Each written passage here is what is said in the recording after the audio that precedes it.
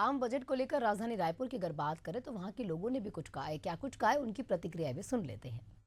देश का आम बजट पेश हो गया है। निर्मला सीतारमण ने आज जो है बजट पेश कर दिया और ये मोदी कार्यकाल का तीसरा बजट है। कहीं ना कहीं जिस तरीके से बजट रहा है, लोगों की प्रतिक्रियाएं आ रही है और हम यही जानने के लिए आम लोगों तक पहुंच रहे हैं। इस वक्त मैं निगम गार्डन में हूं और लोगों से चर्चा कर लेते हैं कि इस बजट में क्या खास रहा है और आम लोग इसको कैसे देखते हैं। भैया, बजट पेश हो गया है, निर्मला सीतारमण ने बजट पेश किया है, कैसे देखते हैं? आम लोगों के लिए ये कितना लाभकारी बजट है?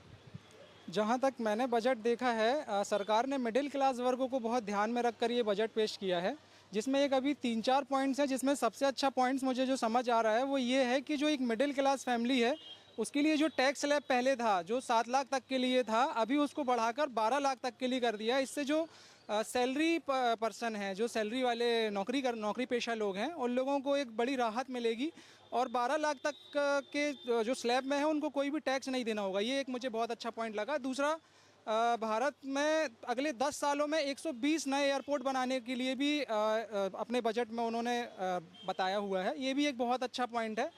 तीसरा, एक और पॉइंट मुझे अच्छा लगा कि एक जो मेडिकल फील्ड को ध्यान में रख के 30 जीवन रक्षक जो दवाइयाँ हैं उसके लिए भी सरकार ने उसमें टैक्स ड्यूटी घटाने के लिए बोला हुआ है। तो एक वो बहुत अच्छा पॉइंट है। इस हिसाब से मुझे तो बजट काफ़ी अच्छा लगा है।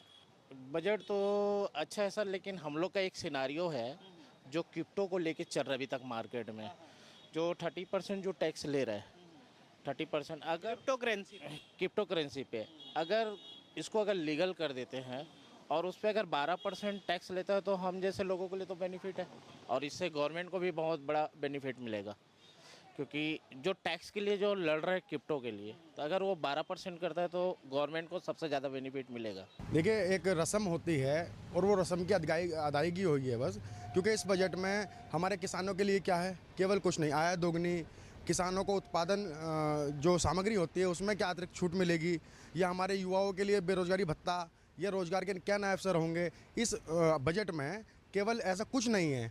और जहाँ तक मैंने पढ़ा है इस बजट के कुछ महत्वपूर्ण बिंदु, इसमें केवल इलेक्ट्रॉनिक सामान में कुछ अतिरिक्त छूट दी जाएगी। 12 लाख की आय होने पर टैक्स नहीं दिया जाएगा। ये एक केवल ठीक है, व्यापार को बढ़ावा दिया जा रहा है, मगर हमारे देश की अगर सबसे बड़ी अगर कोई रीढ़ की हड्डी अगर कोई है तो वो किसान है। किसान के लिए हम क्या कर रहे हैं? बेरोजगारों के लिए हम कुछ नहीं कर पा रहे, महिलाओं के लिए हम कुछ नहीं कर पा रहे। तो ये बजट जहाँ तक मुझे लगता है एक रस्म है और उस रस्म को अदा किया गया है। अभी जो सत्र 2025 के लिए केंद्र सरकार ने यूनियन बजट लाया है, इसमें उन्होंने एक प्रावधान क्या था कि जो 50 टूरिस्ट डेस्टिनेशंस है भारत की, ये उसका डेवलपमेंट करेंगे। अब हम देखते हैं कि पूर्ववर्ती जो सरकारें रही है उन्होंने टूरिज्म और हॉस्पिटैलिटी इंडस्ट्री के डेवलपमेंट के लिए बहुत कम प्रयास किए, वो ध्यान नहीं दिया करते थे। अभी की जो सरकार आई है इसने जो है 50 टूरिस्ट डेस्टिनेशन को सेलेक्ट आउट किया है और उसके डेवलपमेंट के लिए प्लान बनाया और ये चाहते हैं कि केंद्र और जो राज्य सरकार है दोनों मिलकर के टूरिस्ट डेस्टिनेशंस का डेवलपमेंट करें ताकि अच्छा एक टूरिज्म इंडस्ट्री वहाँ पे प्रॉस्पर हो। दूसरा एक निर्णय ये है कि सबसे पहले तो सरकार ने एक निर्णय लिया रिन्यूएबल एनर्जी के ऊपर। तो रिन्यूएबल एनर्जी की अगर हम बात करते हैं तो पूर्ववर्ती सरकारों हम देखते हैं कि वो भी रिन्यूएबल एनर्जी को लेकर कोई खास पॉजिटिव एटीट्यूड रखा नहीं करते थे। होता ये था कि रिन्यूएबल एनर्जी के लिए कोई प्लान नहीं बनाता था। अभी सरकार ने निर्णय लिया कि 100 गीगावाट तक एक न्यूक्लियर एनर्जी ये लोग बनाएंगे।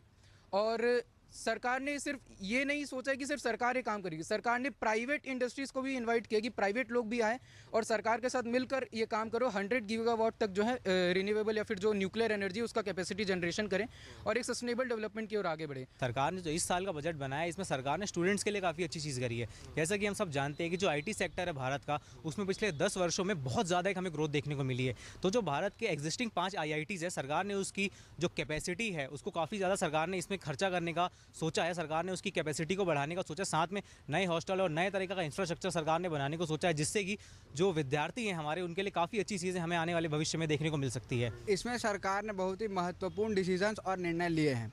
हम देख सकते हैं कि मिडिल क्लास की जो स्पेंडिंग पावर थी उन पर उन्होंने फोकस किया है। जैसा कि 12 लाख रुपए की जो एनुअल इनकम होती है उस पर टैक्स फ्री कर दिया है। जिस प्रकार से हम देख सकते थे कि पहले 5 लाख से 7 लाख के ऊपर 5% का इनकम टैक्स लगता था, 7 लाख से 10 लाख के ऊपर 10% का इनकम टैक्स लगता था और 10 लाख से जो 12 लाख था उसमें 15% का इनकम टैक्स लगता था। और इस जगह में जो सरकार ने फ्री करी है इनकम टैक्स एनुअल इनकम पे 12 लाख की, वो बहुत ही अच्छा निर्णय है। के बजट तो ठीक है जैसा भी है, लेकिन मेरे ख्याल से जो बेसिक सेक्टर्स हैं हेल्थ केयर एजुकेशन उस पर थोड़ा बढ़ावा मिलना चाहिए।